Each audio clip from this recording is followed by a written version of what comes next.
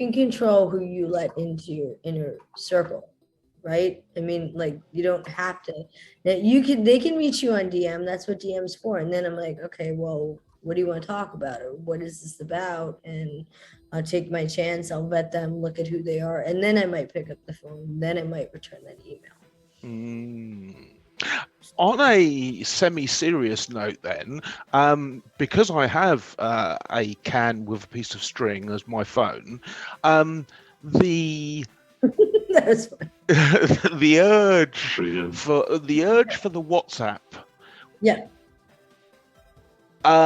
Ladies in the room, start with Julie. In the last 10 approaches that you've had, how many went straight for "I want your WhatsApp"? Quite a few, actually. There's the presumption that they're welcome to my phone. Just because it's a business phone, they can come in and pitch or even tell me stuff that is disgusting, frankly speaking.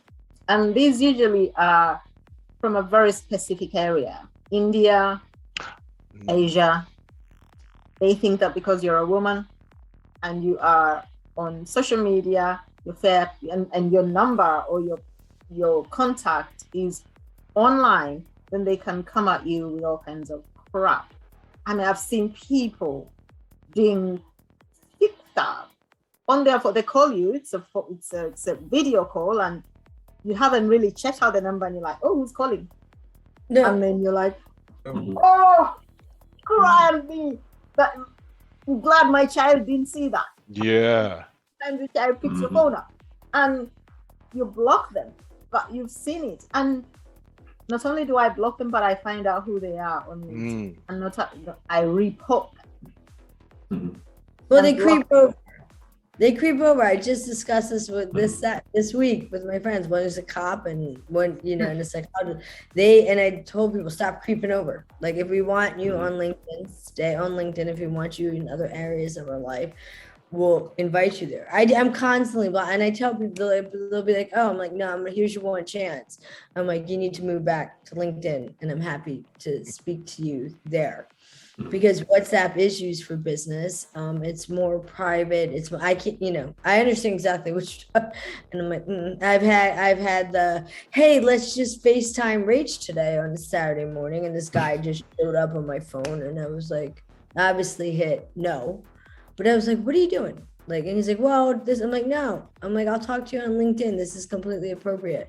I actually think it was that weekend I removed my phone number. I think that was the weekend because this guy thought it was okay to just hit the FaceTime button. And I was like, no.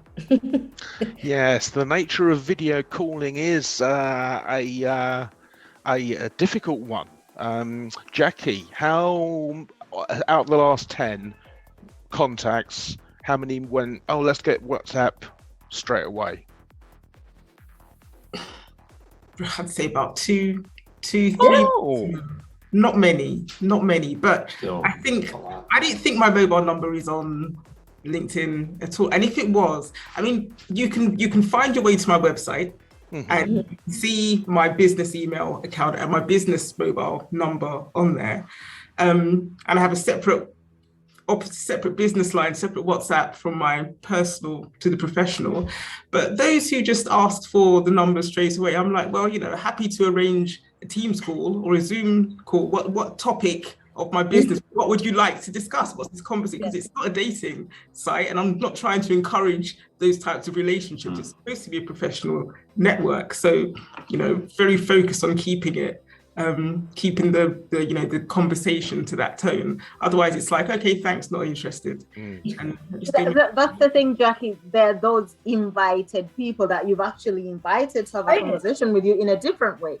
But some people take that time to find your number and call you, video call you, without any other prior conversation with you, even on LinkedIn or whichever other social. I think that's shocking. Call you in very inappropriate positions. Goodness.